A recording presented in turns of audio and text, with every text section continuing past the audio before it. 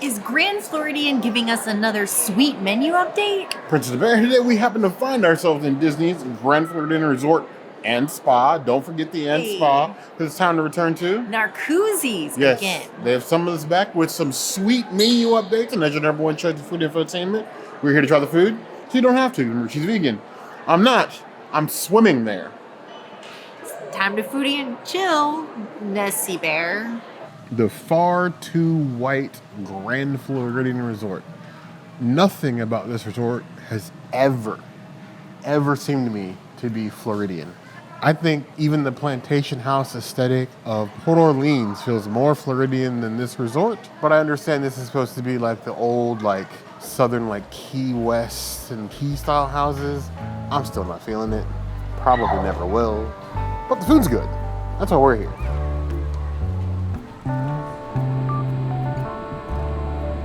You didn't know, Narcoossee's has its own like miniature garden out front of like herbs. So they have like sage out here. There's some peppers, rosemary. There's more peppers over here. Beautiful looking peppers like right here. Like it's a cute little garden.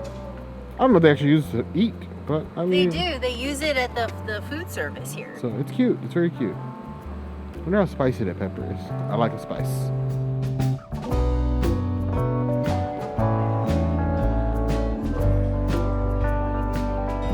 We start off dinner here right with a now house-made sourdough. If you ever get bread in Grand Floridian that isn't house-made, something has gone so terribly wrong. They have one of the most prestigious bakeries in all of Walt Disney World, so you can be sure that anything bread or pastry-wise is going to come out the toppiest of the tier. They have a nice whipped butter with a Himalayan sea salt in here. Nice and smoky looking. It's crispy. It's bready. It's a starter. Yeah. Injuries around here. I buttered our microphone. This poor microphone has been through it. I know some of you wonder what this little furry thing here is in the corner, but as people that have been doing this now for 8.5 years, 8 years solid, we film in a lot of restaurants. It's very loud. For the time being, this is the best audio setup that we can do, aside from assembling a sound booth in the actual restaurant, which we are not going to do. It's just like a wireless mic just sitting here. Very directional, very sweet. But often it gets debris on it. Food and everything else, it's been through it. Either way, the bread, excellent. If I got the mic a little bit dirty in the meantime, that's fine. It was worth that bite of bread that I had in order to accomplish the mission. It's crispy, it's warm, it's fresh. Butter is excellent. I have no complaints. It's top tier bread service. 4.75 out of 5 claws. Here we go with another signature dining, another big bread, and no crumber. Also, no earth balance. I don't understand the signature dining restaurants that do not carry earth balance. Hello, Jiku, I'm looking at you. They also have olive oil here. I'm not a big fan of this, but you know what? I commit to my mistakes, and I do this for you. I took a bite with, and I took a bite without the olive oil. It's definitely better without the olive oil. You get like a nice, fresh sourdough bread, nice and crispy, lots of flour. It really inspires you for deliciousness. I don't remember if this was in our top 10 bread service. I believe it was, but I think there are, like, Flying Fish is better bread service than this. I think that this place needs a little bit more zhuzh. So I'll give it a 3 out of 5 breads. It gives okay bread.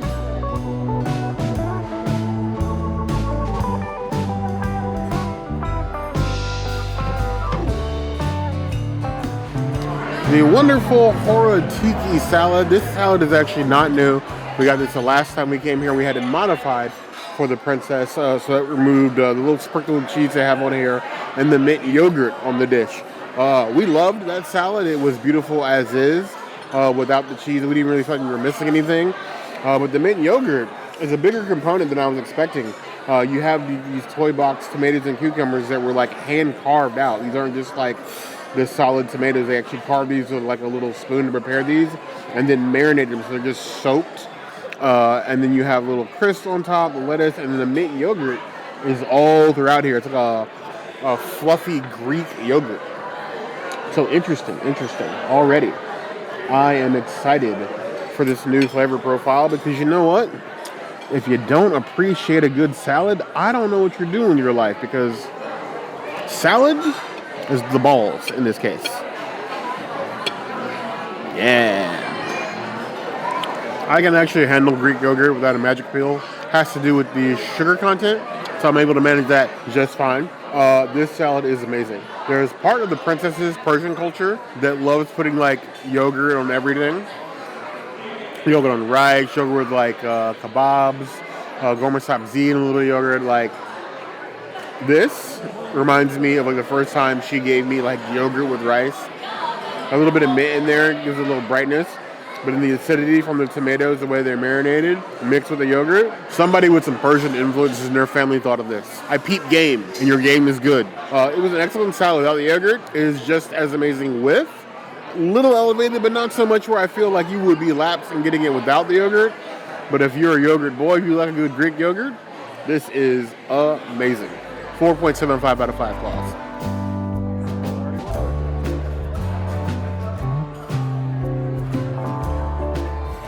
The chickpea tart, one of my favorite appetizers in all of Walt Disney World. Out there with Steakhouse 71. So I love the tomatoes on here. There's the riata. There's a vegan riata you can get at Sanaa as well. And then they have the Kachumber too. Let me just get it all together. That's another thing you can get at Boma. So you have like all these elements from Animal Kingdom Lodge here at Grand Floridian. I really feel like I just went on a Starlight Safari or Tusker or Boma or Jiku or Sanaa. Any of those ones, this dish feels like Animal Kingdom or Animal Kingdom Lodge. Amazing, delicious, wonderful. The reason why I love it, 5 out of 5. It is a Princess Cities item.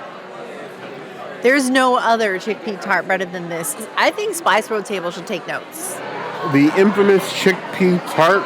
The princess has come here on several occasions. I suppose I was with her. And only ordered this and then dessert. And been completely happy because that is the legend, the aura farming that is this chickpea tart.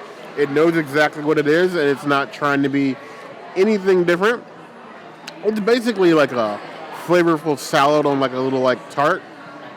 But like got the riata, you got the Kachumber, and then this beautiful tart with the tomatoes and the sesame seeds. The way they just melts away in your mouth, flavors the sauces. I wish they had an entree-sized portion of this, honestly, because we would order that. We would share an entree-sized portion of this. They're probably like dual forks at like 3 paces over it. It's legitimately that tasty. There have been days where it's been a little off. Today, it's perfect. No notes. 5 out of 5 claws. It's on the Bears Necessities list. Vegans, if you come to this restaurant and you are in our community and you don't try this, I'm wondering why you're watching these videos. At this point.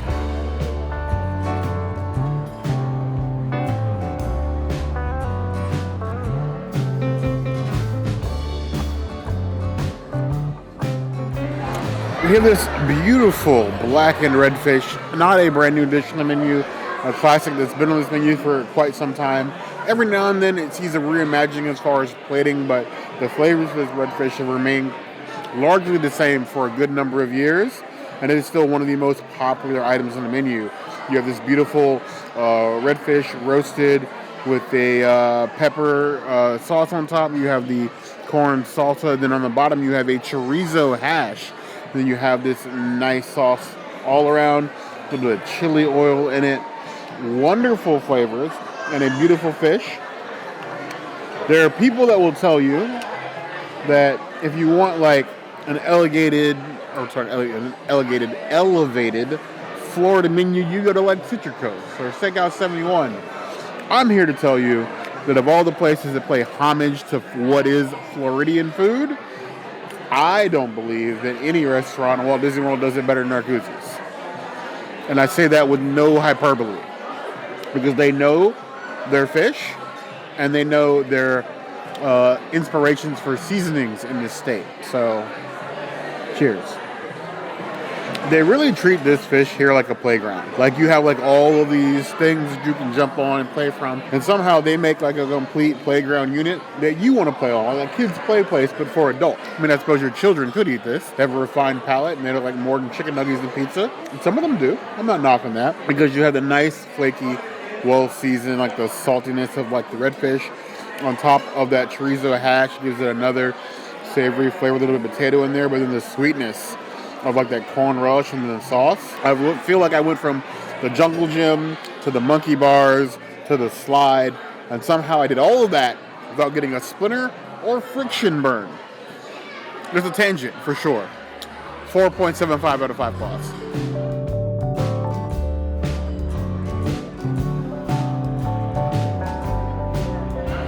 The mushroom and potato cannelloni. This has a little bit more of a tomato influence than the norm, which I love. I love the decor. I love how beautiful it is. I did ask to see if they could do without the mushroom because I'm not a mushroom person. And our server said it is pre-made. So like mushroom allergy people and whatnot, like you're not going to be able to order this not with the mushroom unless you email Special Diets no more than 2 weeks ahead of time and let them know so that they can custom roll you one of these. Despite the mushroom, it is a really delicious dish. It just tastes like a bright broth, and it's really flavorful, herbaceous, exploratory almost. It's a little avant-garde, not too earthy and not too spicy. I will say for the people that have an aversion to spice, like you're going to feel a little bit of heat. But for those who do not, it's just going to be like a little passing in the wind type of like that you feel every now and again. It's a good option. It's just, I wish you could get it without the mushroom because the mushroom texture for me is not always the best. I'm going to give it a 3.75 out of 5. It's good, but it's just, I don't know. I just wish I could do it without mushroom. D23 just passed, and we got a lot of details about Villain's Land, which is just called Villain's Land. Wonderful naming, Disney. I got no jokes about Villain's Land. I will, but I'm saving those until it opens. For now, it's just Villain's Land. And I see this, and this plate, to me, sometimes looks like something a villain would serve me. Not that there's anything wrong with it. We've had this dish before. It's very tasty, very flavorful, executed brilliantly. But this looks like the evil witch's stew pot. This looks like something Maleficent would feed me to trick me to go to sleep. There's all sorts of things going on in this dish that make me hesitant. Luckily, the chefs and the servers here are amazing. And when they tell us something is amazing, we believe them. Don't order it the first time. And that's why we always come back here into the menu updates because, well, we trust their delicate hands that work so much magic. What I enjoy most about this dish is that even though it is like 60% mushrooms, it doesn't really taste like mushroom. You get like a very well seasoned, like marinated flavor. The broth soaks up into it. So like you're getting like this herbaceous, like garden forward flavor, especially with the tomatoes and the herbs on top. The really only piece of like the mushroom experience, if you will, that you're getting is the texture, which, you know, can be off-putting to some, the princess especially. I don't mind a mushroom if it's like incorporated in a dish. If I can't taste it or feel it or just like a part of the whole, I'm more likely to eat it. But at the same time, I've eaten entire side plates of mushrooms without skipping a beat. So really the moral of that is that I'll eat everything. I know, thinking about it though, going back to my villains point from earlier, I feel like D&D wise, Disney, you need to switch up classes. Too many of your villains are sorcerers or sorceresses, like necromancers, like, I mean, the heroes are archers. I need you to switch it up. I need like a good sword and board villain, or maybe like a druid villain, something other than just like mages. Mages are so dull, as I get side eye from the princess right now. Mages are boring. Cast your fireball. Where's the adventure in lobbing a fireball across the field? You're so rude. There's a difference between a wizard and a sorcerer. Do you know what the difference is? You're all throwing spells at the end of the day. what really is the difference other than how you obtain said spells? Big difference. Either way, as I anger the D&D crowd, and you can rightfully come for me, this is still an excellent dish. It is its own piece of magic, very tasty. Even if you are scared of the mushrooms, scared to your core, I still advise you should try it. At the very least, split it with your table and give it a shot. A little adventure, a little side quest, if you will. I don't think you're going to be disappointed. You might even be a little bit surprised. 4.25 out of 5 claws.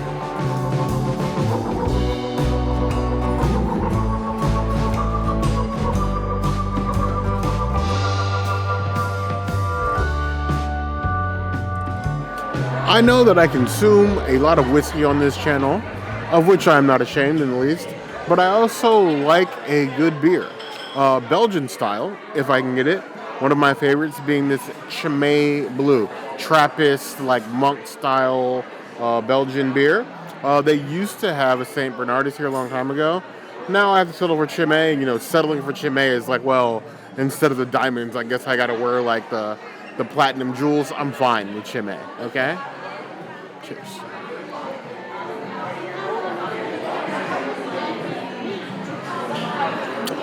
That is a beer drinker's beer. It's not Bud Light. It's not Michelob Ultra.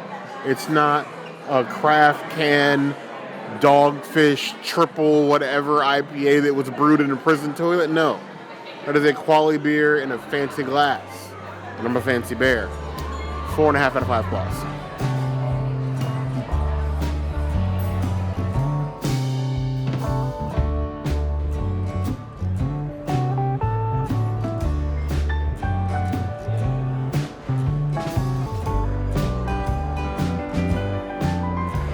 Finally, we've come to the brand new portion of this dinner. We have this wonderful apple galette, replacing the chocolate sourdough bread pudding they had here previously. Not a huge bread pudding fan, but allegedly that was a little bit harder to make. Even though I did love it, I'm glad to see something new arrive. You have a grape compote on top of a brown butter ice cream, the apple, then you have like the galette here inside. I know it's hard to see with the sauce on it, but you have like the galette pieces here. So it's like a sitting on top of the galette is the brown butter ice cream. You have this great compote and then a caramel sauce as well in here. Like all the things. Give me a nice little fork for which to consume it with. Looks delicious and melty. All of like the warm and cold pieces that one loves with the classic dessert. But appley. I do not find the apple slices cooked to the degree that I would have expected them to be. It's got like the tough skin on the backside, so when I bit into like the apple, a bit of the skin like got stuck in the back of my throat there. Not very comfortable. The delight though really is that grape compote, the brown butter ice cream. It's actually quite delicious. The texture, I think, just of the apple throws me off. I was expecting something akin more to like how apples be baking like an apple pie where they basically like disintegrate in your mouth. So like I'm eating them, I'm like, oh, this is just going to like melt away. No, piece of apple skin in the back of my throat. It's tasty. I love what they're going for with both the apple and the great compote with the galette and the brown butter ice cream. You get those warm bits of like hot and cold, but then you're getting like the fall fruit, like the spices in it. It's interesting. It's definitely one for the season. I don't know if it's better than the chocolate sourdough bread pudding though. And that's hard for me to say. It's like, I'm not a bread pudding stan, but good is good. This is bad by any means. It's just different. Seasonal, as it should be. I would give this a 3.75 out of 5 claws.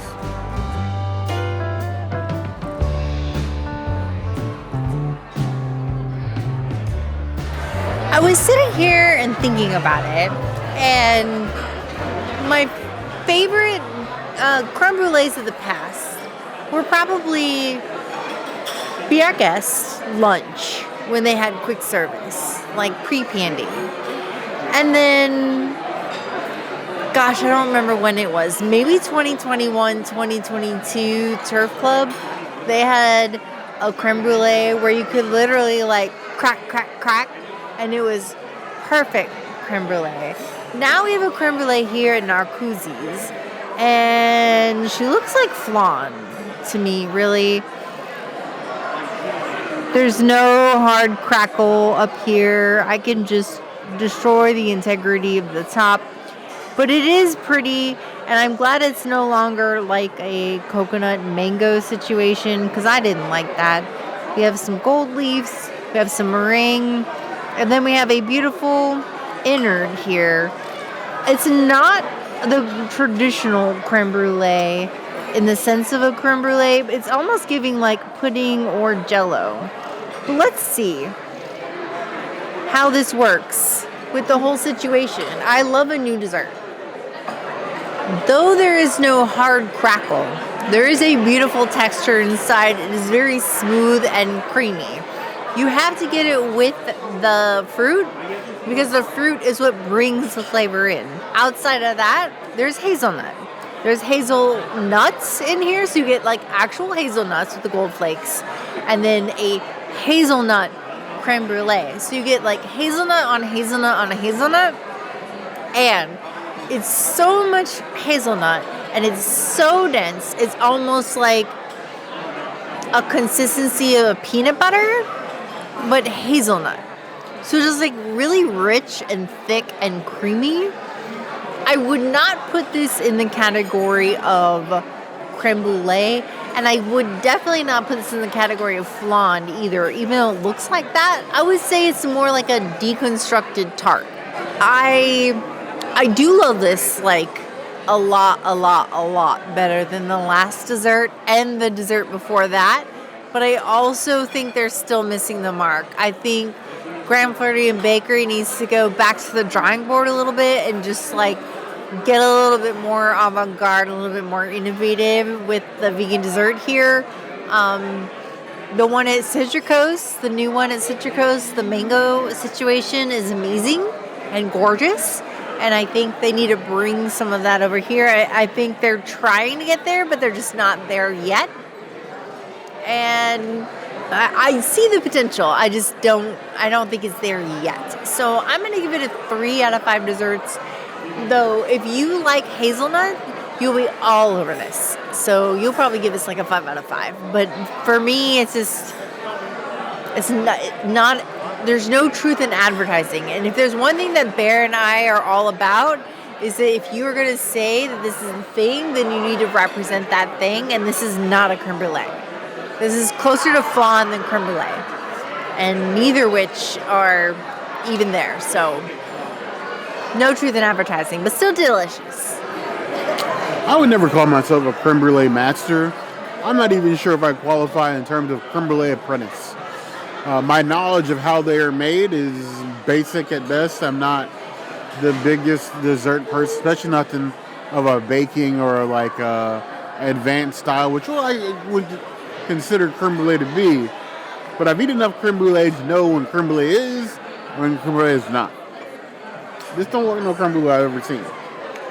I have seen, however, on a trend lately, this sort of more like deconstructed creme brulee, where they're trying things different, which is nothing wrong with that. We like foodie experimentation, but sometimes even we don't like being a guinea pig.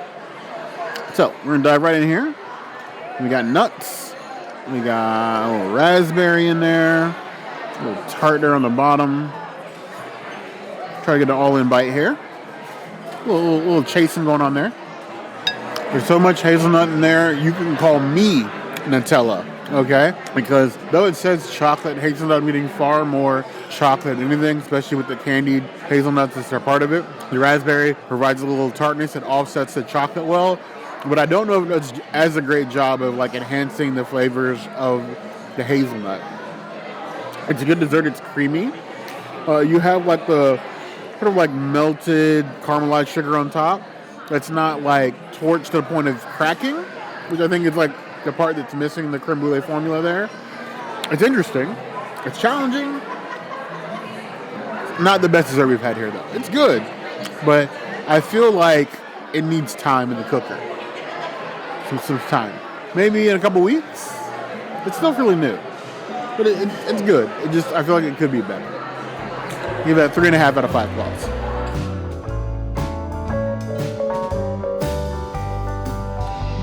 another worthwhile Narcoossee's adventure. We come to Narcoossee's quite a bit, and it's been a while. Actually, it's not been a while, right? It's only been like a couple months. But the dessert change is so much better because the last time that we came, it was like a coconut mango situation that we had to split up so that Bear could try it, and I don't like coconut. So my option, though not truly a creme brulee, is absolutely a huge step up, and I enjoy the hazelnut. I know a lot of people are going to be sad about that bread pudding, the chocolate bread pudding. Yeah, everybody loved it. I loved it. I gave it a 4 out of 5 last time. 4.5. Rated higher than the current dessert, which I still stand on. Dessert was good, but the last one was better. Yeah, so I mean, everything else here on the menu is the same. It's just the dessert menu had a huge overhaul, and we think it is a definite sweet menu change. Yes, it's definitely the level that we come to expect from Narcoossee's. 100%. Beautiful view, beautiful vibe, beautiful food, beautiful cast members. Either way, we know what you guys think about Narcoossee's. We know that it sits out here on the pier. Some of you walk right past it and go on to eat at Magic Kingdom. I don't understand why, but you do that. So I need you to explain yourselves in the comments below. As always, if there's anything else you see us do, the comments will always be the place to find us. Hit that notification bell if you want to see other videos like this, and we have new videos 5 days a week, Monday, Tuesday, Wednesday, Thursday, Saturday. We will see you soon. Be sure to subscribe and like this video.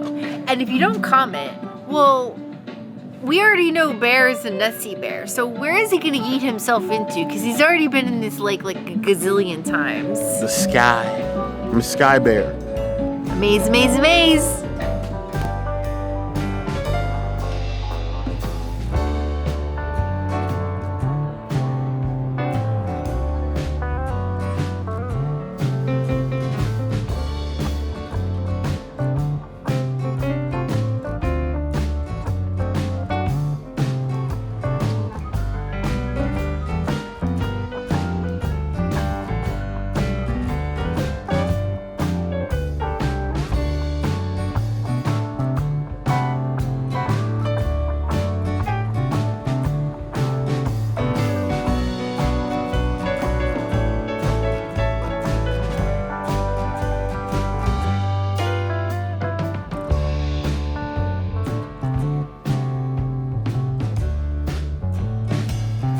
Congratulations, you made it to the nature portion of this video.